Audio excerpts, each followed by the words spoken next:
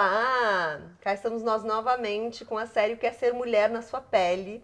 Hoje, mais uma vez, com uma mulher incrível, maravilhosa, a Ariadne, que é psicopedagoga, mestre e doutoranda em psiquiatria e psicologia médica. Participa do núcleo trans da Unifesp, é pesquisadora. E que mais?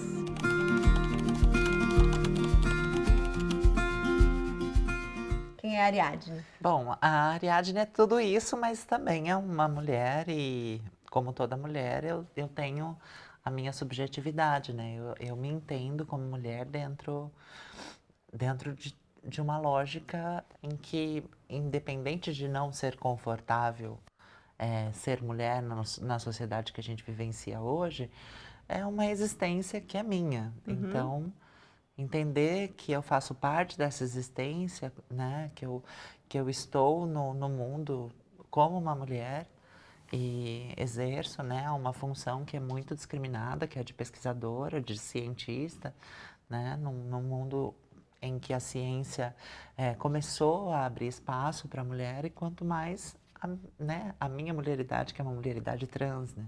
Então, acho que tem tudo isso. E conta um pouco da tua trajetória fazendo uma associação direta com o desenvolvimento da sua sexualidade. Pensando em desenvolvimento de sexualidade, lembrando, né, que a sexualidade ela nasce com a gente e a partir do momento que a gente começa a entender de sexualidade, muito antes de entender qualquer coisa sobre sexo, a gente já começa a se identificar com alguns papéis. E os papéis com os quais eu sempre me identifiquei sempre foram os femininos, né? Então, a partir disso, vem essa construção identitária que acontece, né? Minha mãe relata que desde os 2 anos de idade ela já percebia o quanto eu estava fora dos padrões que ela queria impor para um filho nascido do sexo masculino e eu não conseguia me encaixar nesses padrões, né? Quando nasceu a minha irmã, isso ficou ainda mais grave, porque aí eu consegui identificar uma diferença, né? Ela nasceu, eu tinha 4 anos de idade e eu perguntava para minha mãe quando que o pipi ia cair, né? Por que que eu não tinha pepeca? Então, essas coisas elas já estavam dentro de mim. E entender de sexualidade como o olhar para o sexo, né? Sem a questão identitária, ela permeia a sexualidade dentro daquilo que a gente entende como manifestações dessa sexualidade no social, né, no cotidiano, na maneira como eu brincava. As minhas brincadeiras sempre eram baseadas em coisas que os meninos não gostavam, né? Então, eu nunca conseguia me sentir confortável brincando com meu irmão, mas com a minha irmã eu me sentia confortável, independente da gente estar brincando de pega-pega ou brincar de boneca. Eu lembro que eu costurava vestidinho para as Barbies da minha irmã, né? Que era a forma que eu tinha de conseguir brincar com a boneca dela, né? Então, tinha tudo isso. E na adolescência, muito antes até da adolescência, eu já era identificada pelas outras pessoas como alguém diferente, né? Eu não sou tão novinha assim, então eu vivi essa adolescência já faz alguns anos. E nessa época não se falava de pessoas trans. Então a gente carregava um estigma muito maior e as pessoas, quando identificavam que você era muito afeminada, as pessoas até me confundiam. A minha mãe diversas vezes teve que corrigir as pessoas na rua quando falavam, ai, que filha linda. Não, não é filha, é filho. Porque era tão óbvio para as pessoas olhar e me ver, menina, por uma questão de natureza mesmo, que a minha mãe ficava tendo que corrigir as pessoas o tempo todo. E aí, assim, começou a coisa da vivência de diversos abusos, tanto os abusos físicos, psicológicos, como sexuais, numa parte da minha infância e início da adolescência, eles foram motivados por conta dessa diferença que também permeia a construção do machismo, né? O machismo, ele coloca o homem na condição de... ele pode zoar, ele pode machucar, ele pode ferir qualquer um que seja diferente, qualquer um que não esteja dentro desse padrão de masculinidade, né? E isso também acabava fazendo com que essas pessoas se sentissem autorizadas a me bater, a me xingar. Então, essa foi a construção da minha sexualidade enquanto mulher. E, assim, se existisse alguma opção na minha vida, com certeza não seria essa de ser quem eu sou, né? Qual Mas seria, como se não, você pudesse escolher? eu queria simplesmente não ter que passar por nada disso. Eu entendo que isso não é uma escolha minha, né? Eu entendo que o mundo, ele foi afetado por um machismo institucional, né? E esse machismo, ele perpetua nas culturas, independente dos tempos, né? E isso fez com que pessoas como eu vivessem sofrimentos como os que eu vivi. E não o contrário, não foi eu quem me coloquei nesse tipo de sofrimento.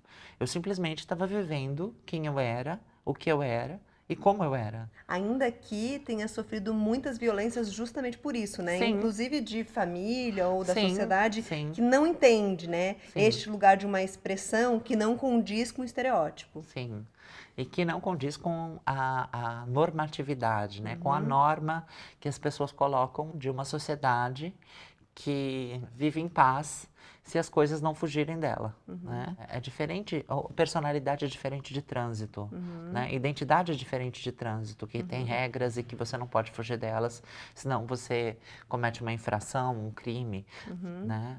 É diferente. A sexualidade, a identidade das pessoas, ela é única, né? E ela não pode ser definida por padrões externos. A não ser que a pessoa se conheça a si mesmo e que consiga identificar a que padrões ela pertence, ok. Se ela não conseguir fazer isso, não tem quem a identifique, não tem quem a rotule, não tem quem a estabeleça para ela uma norma que ela não se sinta fazendo parte. Conta pra gente um pouco do teu olhar sobre a teoria queer, né? E sobre Sim. essa fluidez dos gêneros. Sim, bom, eu gosto muito de falar sobre isso, mas antes de entender melhor a questão da teoria queer, eu queria entender como é que ela é interpretada aqui no Brasil, né? Então, ela é interpretada de uma forma muito errônea, né? A começar do Museu Queer, né? Da Amostra Queer, que foi cancelada pelo Santander em 2017, ao mesmo tempo que em 2017 também aconteceu a vinda da Judith Butler para cá. Ela não ia nem falar sobre esse assunto. E o que de verdade tinha nessa amostra, né, no Museu Queer? O que trazia, né, nessa amostra? E por que levava a ideia queer? Não tem nada a ver uma coisa com a outra. O que a amostra tinha era uma visão de questões de parafilia sexual, ou seja, pedofilia, zoofilia, que estavam sendo interpretadas através da arte, mas que nada tem a ver com questões identitárias. Então, quer dizer, mesmo na arte a gente também é mal interpretado, né? Construção identitária nada tem a ver com parafilia sexual, que precisa ser tratada e precisa ser cuidada aí sob o olhar médico, psiquiátrico, né? E principalmente, né? No caso que acontece a pedofilia, quando ela chega, a saída do campo do desejo e começa para o campo da prática, deve ser criminalizado e deve ser sancionado a pena que... A lei. A lei, né? Então é isso. E por que a teoria queer e Judith Butler e tudo isso incomoda tanto a nossa sociedade? É justamente por conta desses padrões, né? A teoria queer, ela diz que os gêneros são fluidos. E isso a gente consegue enxergar nitidamente ao longo da história, né? A gente consegue encontrar que as mulheres, elas foram ganhando espaço, e esse espaço foi sendo conquistado, inclusive, no direito de usar a calça. As primeiras calças que foram confeccionadas não tinham bolsos, porque os homens não permitiam que mulheres tivessem bolsos, porque elas não têm posses, né? Então, tudo isso é simbólico, né? E a mulher, quando consegue o voto, a mulher, quando consegue ocupar espaços que são predominantemente masculinos, como diretorias de empresa, cargos de gestão, né? Então, isso já é a fluidez desse gênero. A mulher, ela não nasceu para ficar em casa. Por que a gente tem num supermercado, né, ou numa loja de brinquedo de criança, você vai olhar, né, nas prateleiras e tem fogãozinho, tem panelinha, tem boneca. Por quê? Porque a mulher tem que aprender a ser mãe, ela tem que aprender a cozinhar, ela tem que aprender a cuidar de casa. E aí o menino tem que aprender o quê? a ser egoísta, porque ele tem carro, porque ele tem profissão, Arma. arma. Então, quer dizer, ele vai aprendendo desde cedo como se comportar dentro de uma sociedade machista, onde ele pode tudo e a mulher simplesmente só está ali para cuidar dele, Pra se submeter. para se submeter às vontades dele, Uhum. né? Então, eu acho que isso também está expresso na maneira como a gente cria nossos filhos, na maneira como a gente educa cada um deles. Quando a gente consegue sair dessa norma e permite que o menino comece a brincar de boneca, você não está incentivando o seu filho a ser homossexual. Você só está dizendo para ele, olha, talvez você consiga ser um bom pai, se você tiver desde cedo o estímulo ao cuidado, né? Mesmo que seja o boneco, a boneca, você começa a estimular o cuidado, você começa a estimular a necessidade do outro de reconhecer que o bebezinho, né, que a bonequinha também precisa tomar mamar, que a bonequinha também precisa trocar de fralda. Então, você está, na verdade, estimulando uma habilidade muito importante. Fundamental. Se a gente fala em equidade de gênero, né? Sim. Conta um pouco pra gente como foi o teu processo de transexualização. É assim que se fala? Vamos pensar que existe um processo de transição quando há o reconhecimento da identidade de gênero, que é diferente do sexo biológico, né? Esse reconhecimento, ele acontece às vezes na infância, como foi o meu caso, mas que eu precisava de alguma forma impedir esse processo, porque todas as vezes que eu deixava ele fluir muito naturalmente, eu acabava afetando diretamente a minha mãe, porque ela sentia vergonha, porque eu acabava sendo, né, sendo agredida, sendo espancada, né? Teve cenas em que eu fui espancada na escola e tudo mais. Mas tudo isso aconteceu de uma forma muito natural. Mas em algum momento, né, que foi por volta dos meus 13 para 14 anos, quando eu saí da casa da minha mãe, fui morar com a minha avó, que ali eu já tinha uma ideia muito clara de quem eu era e de como eu me sentia, que eu tive a possibilidade de começar a usar, né, roupas que eu gosto de usar, como usar vestido. A minha avó me comprou meu primeiro vestido, né? A minha avó começou a perceber que eu estava depilando a perna e ela falou assim, é melhor você não sair de bermuda, né? Sai de calça comprida, porque eu não quero que você passe por violência. Se você quiser usar vestido, usa dentro de casa. Então, assim, foi o início de uma transição que teve o cuidado de uma pessoa que estava do meu lado e que me entendia, que entendia como eu era, né? Nem todas as pessoas passam por isso. Aliás, são muito poucas as pessoas que têm, né, esse cuidado, esse carinho de alguém da família. O processo de transição, ele começa nesse período e aí ele termina quando eu entro no Hospital das Clínicas, ainda em 1997, quando o Conselho Federal de Medicina permite que o Hospital das Clínicas comece a fazer aí o cuidado, o tratamento e a possível cirurgia de pessoas trans como um protocolo de pesquisa. E aí eu entro nesse protocolo, né? Inclusive a minha matrícula no HC é número 20, então quer dizer, eu realmente fui uma das primeiras, né? A 8ª cirurgia feita também dentro desse protocolo. Transicionar aconteceu para mim de uma forma muito natural, mas ao mesmo tempo havia uma resistência muito grande da sociedade e do mundo à minha volta, porque ainda existia muita discriminação quando eu, por exemplo, procurava trabalho e não conseguia trabalho porque tinha um nome diferente da minha aparência. As pessoas geralmente não desconfiavam até que eu mostrasse o RG. Então eu passava em todos os processos seletivos e quando precisava mostrar a documentação, não. Alguma coisa aconteceu e a pessoa nem me ligava, ou quando ela ligava dizia que outra pessoa foi selecionada. E aí não explicava o porquê. Fazer a cirurgia de transição é um direito, mas não deveria ser uma condição para você viver, né, a sua identidade, para você conseguir mudar o seu nome no cartório e tal, né? Como foi isso para você? Você só conseguiu mudar o seu nome depois de ter feito a cirurgia de transição? Como funciona isso no Brasil hoje? É importante dizer que a gente já teve muitos avanços nesse sentido. Hoje em dia, por exemplo, a mudança de registro de nascimento ela pode ser feita no cartório, né? Apenas apresentando aí a documentação e uma série de documentos que comprovem aí que você não está fugindo de dívidas ou coisa parecida. Então, e pode fazer o registro, né, a alteração desse registro de nascimento. Na minha época não era assim, na minha época precisava fazer perícia no IMESC. Eu fui submetida à perícia física, ou seja, depois de ter feito a cirurgia, o médico que me periciou no IMESC me colocou de frente para a parede, deitada numa maca, né, e com as calcinhas abaixadas. Aí ele tocou, ele enfiou o dedo para ter certeza de que eu tinha uma vagina e que essa vagina realmente podia, né? Te lhe dá o direito de ser renomeada. Sim. Fora as perícias também psicológicas que foram feitas também pelo IMESC para garantir que eu tivesse o direito à mudança do meu registro de nascimento. Hoje não é mais assim. Não.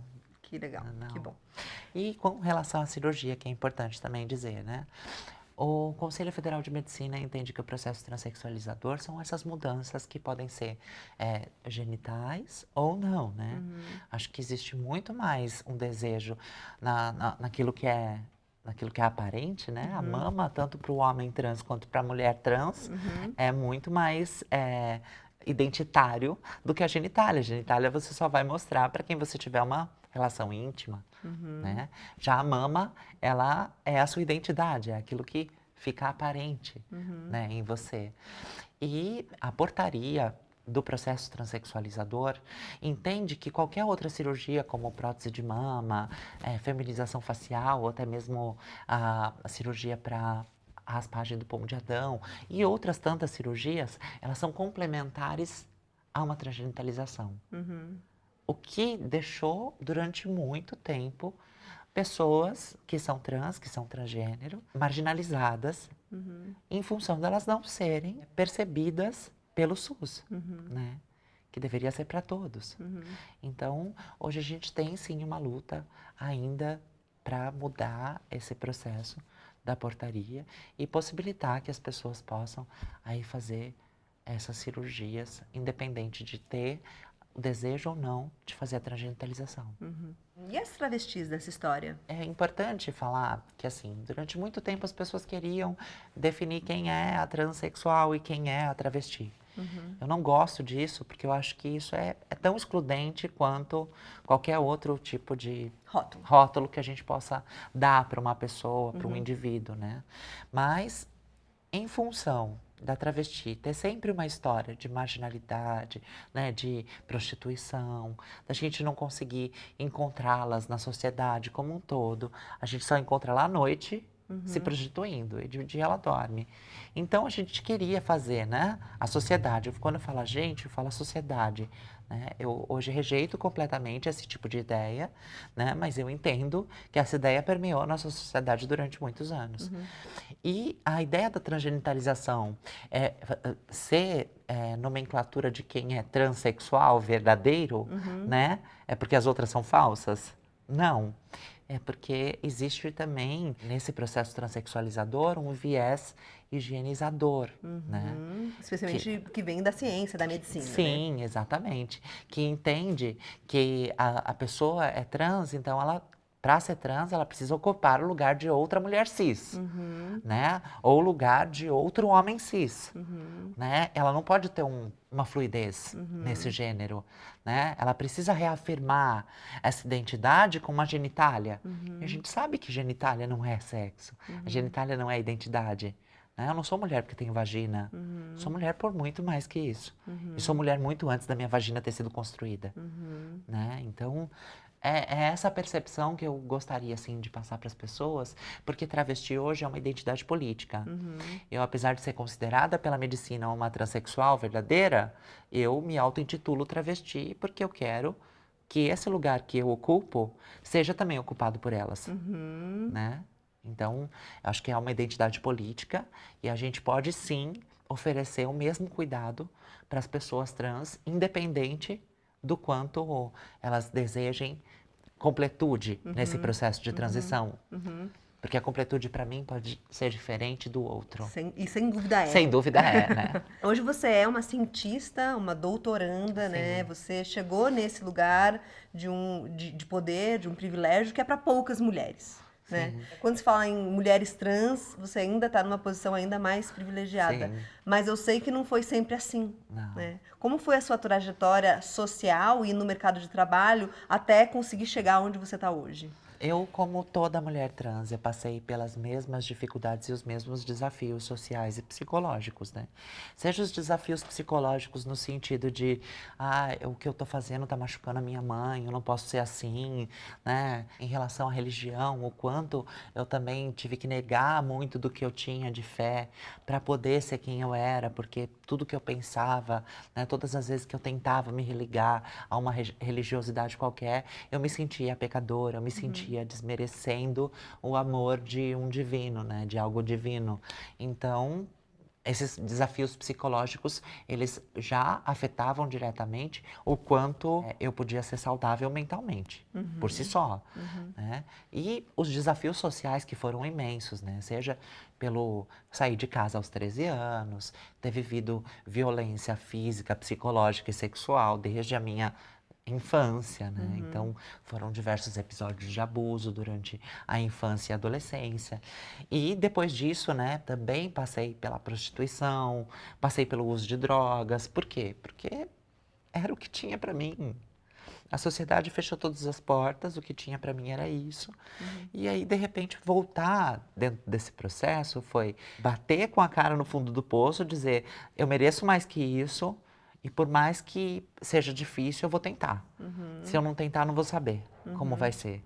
Né? E aí comecei esse processo de tentativa. E a tentativa foi difícil, porque a primeira vez que eu fiz, né, eu saí da escola no ensino médio por conta de uma agressão física que eu sofri também, em função da minha aparência, né? Eu tinha uma aparência completamente feminina e, de repente, atendia a um nome masculino na chamada. Então, logo no segundo dia de colégio, eu já fui espancada e, enfim, e saí do colégio.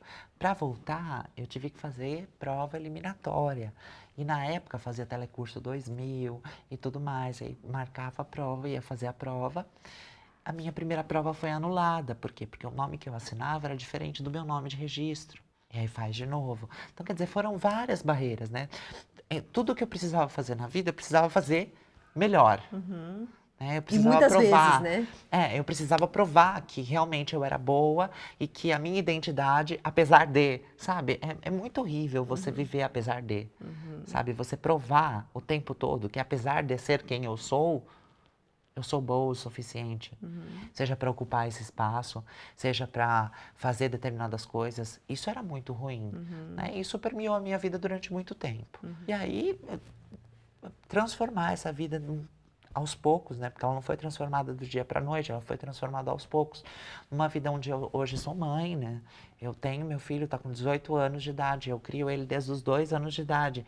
Então, assim, ter uma construção enquanto mulher, enquanto mãe, e principalmente enquanto ser humano numa sociedade que sempre me discriminou e me colocou como coisa, me coisificou, né?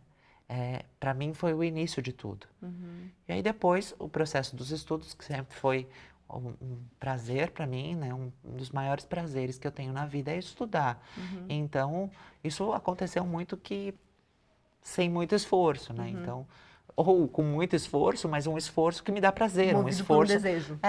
Como você vive a sua sexualidade hoje? Sexualidade para mim é muito amplo, né? A minha sexualidade eu vivo da hora que eu acordo até a hora. Eu acho que eu não deixo de viver nem quando eu tô dormindo, porque quando eu sonho eu também tô vivenciando a minha sexualidade. E, assim, eu acredito que se eu puder falar um pouco da minha intimidade, né, do quanto a minha sexualidade, ela tá também nas minhas relações interpessoais, seja de amizade ou de relacionamentos afetivos, aí eu posso dizer que eu sou muito feliz, né? Eu sou muito feliz porque eu me entendo da forma como eu enxergo, né? Então, eu consigo ter uma relação muito gostosa com o espelho, né? E tenho uma relação muito gostosa também com as pessoas que me circundam, porque hoje, também em função dessa minha sexualidade, do quanto eu me entendo e do quanto eu me respeito, eu também só me aproximo de pessoas que vão aí ter respeito pela minha sexualidade, que também estão para além, né? Que vão enxergar para além das questões que são mito, tabu ou a título de curiosidade, né? Porque muitas pessoas têm essa coisa de curiosidade. E aí não preciso, né? Não preciso hoje estar vivenciando nenhuma prova da minha sexualidade para quem quer que seja, né? Eu sempre digo, né, que a gente, nesta sociedade, pulou um capítulo essencial na nossa educação, que é a educação sexual. Sim. A gente pulou o capítulo da sexualidade, que para mim está muito ligado à nossa individualidade, à nossa constituição como sujeito, e fomos direto para o capítulo do sexo. Né, porque a gente vive numa sociedade que objetifica a mulher, né, que a mulher não tem outro espaço para ser, a não ser objeto de desejo do outro, né, para ser objeto de desejo do homem. E aí a gente aprende a vida inteira que sexo é performar, né, que sexo é você estar à disposição, é você ser desejável. Qual que você acha que é o impacto social desta falta de educação sexual que a gente vive? Gente, muito bom essa pergunta. Eu acho que, assim, nós vivemos numa sociedade que banaliza o sexo hoje, mas que durante muito tempo usou o sexo como tabu. Principalmente no Brasil, a gente tem duas coisas muito dissonantes, né? Então, a gente tem um país extremamente religioso e fundamentalista, né? Metade da nossa população, seja para um lado ou para o outro, seja católico ou evangélico, tem uma religião e é fundamentalista. Usa a religião como forma de seguir a vida, né? E o Estado não é laico, né? O Estado não é laico, né? E, ao mesmo tempo, somos também o país que mais vende as nossas mulheres como um produto. Somos o país que mais faz próteses, que mais coloca as próteses de silicone, que mais faz cirurgias de estética, né? O país que industrializou a cirurgia plástica como forma de objetificar as mulheres. E, ao mesmo tempo, partindo agora para a questão trans, né? Somos o país que mais mata mulheres trans. Somos o país que mais comete assassinato para mulheres trans. E também somos o país que mais consome pornografia trans. Gente, é uma incoerência total, né? Isso mostra muito da fragilidade, né, das nossas masculinidades, né? Exato. Isso mostra o quanto o homem também é vítima do machismo. Isso mostra o quanto o machismo, ele está dentro dele muito mais por uma questão de provar para o outro quem ele é. Ele não consegue ser quem ele é. E ok, tudo bem. Tô bem com quem eu sou. Não existe caminho para isso, né? Para você simplesmente expressar uma individualidade. Sim. É só um rótulo o tempo todo. Tem que provar esse rótulo. Então, acho que essa sociedade, ela construiu isso. E a falta de educação sexual, ela principalmente vulnerabiliza as mulheres e as pessoas que têm orientação sexual diversa ou identidade de gênero diversa. Porque quando você escuta falar sobre sexo na infância, muitas vezes quando a menina já menstruou, e aí a mãe às vezes fala, graças a Deus, e ela tá sangrando, e ela vai morrer, né? Porque ela pensa, vou morrer, eu tô sangrando, não paro de sangrar, e a mãe fica, graças a Deus, graças a Deus, graças a Deus, e não explica para ela porque que ela tá sangrando, né? Ou quando os professores começam na aula de biologia, lá na 5ª série, fala que, olha, esse é o órgão genital feminino, esse é o órgão genital masculino, isso faz isso, isso faz aquilo. Aí o bebê nasce quando a sementinha daqui, entra aqui, lá. Então, quer dizer, você só explica para as pessoas sexo a partir da biologia, não a partir da sexualidade, da vivência. Né?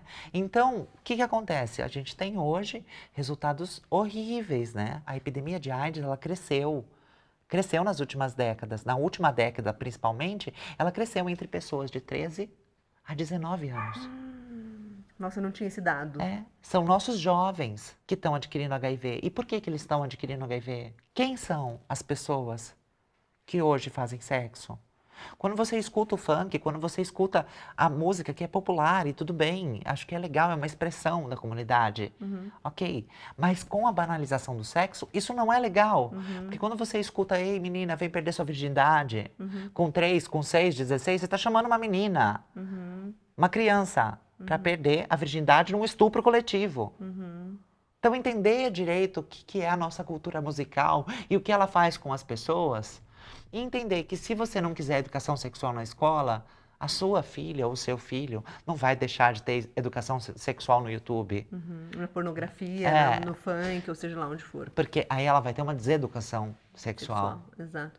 E ao mesmo tempo é isso, né? Uma banalização do sexo, né? E ao mesmo tempo um super tabu da sexualidade feminina, né? Que que é isso, que são todos instrumentos de uma sociedade que é muito misógina, né? Em relação a essa potência feminina. Porque a gente sabe, quando a gente começa a estudar e vivenciar, o quanto a sexualidade nos dá uma potência para a vida, né? Mas não é essa sexualidade que é imposta na sociedade, que é perder a virgindade, que é sentar no pau do homem, que é estar ali a serviço, né? Que é outro tipo de sexualidade, que é viver isso através do corpo. Sim. Né? Me conta pra você o que é, ou da onde você tira a sua potência como mulher. Não é do útero, gente. Ainda não fiz transplante. Eu acredito que, assim, ser mulher no Brasil hoje me traz uma responsabilidade muito grande, porque estar no lugar onde eu estou, né, mesmo tendo passado por diversas situações, né, não sou o tipo da pessoa que nasceu nesse lugar, né? Não venho de uma família que todo mundo é doutor, todo mundo... Não. A minha mãe se formou depois que tinha mais de 35 anos de idade. Então, assim, eu venho de uma família pobre, de uma família que teve pouca estrutura, mas de uma família que tentou crescer a partir daí. Então, eu não tive propriamente exemplos, assim. Mas eu tive desejos, eu tive sonhos, e fui buscá-los. É muito importante falar sobre isso porque eu atendo população trans, né? Eu trabalho com essa população. A que chega para o processo transexualizador, a que chega no Transunifesp, no núcleo Transunifesp, para fazer parte desse processo, é a pessoa trans que já tem uma certa estrutura, tem um estudo.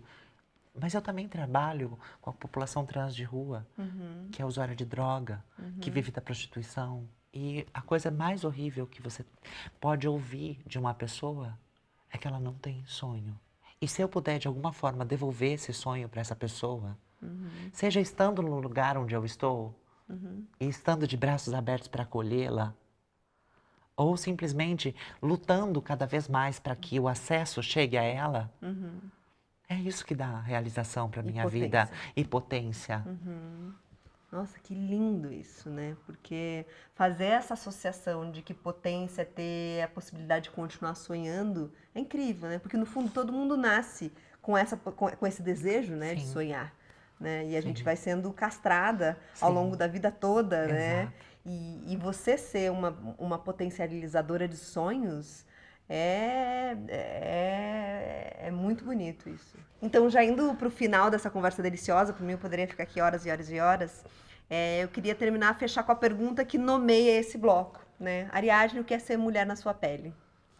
Uau! Bom, queria terminar dizendo o seguinte.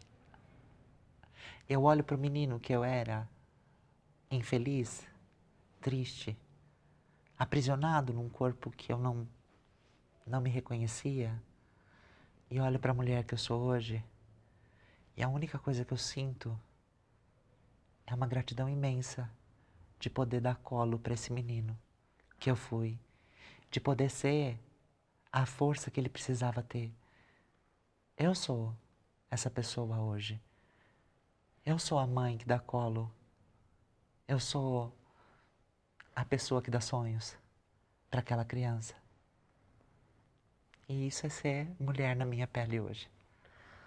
Ai, Ariadne, foi um prazer ter você aqui. Nossa, estou emocionada. Prazer é todo meu. Amei. Com a honra e muito obrigada por ter aceito esse convite. Obrigada. Obrigada. Isso só enriquece ainda mais a nossa série, tendo uma mulher maravilhosa dessa aqui. Obrigada. Obrigada.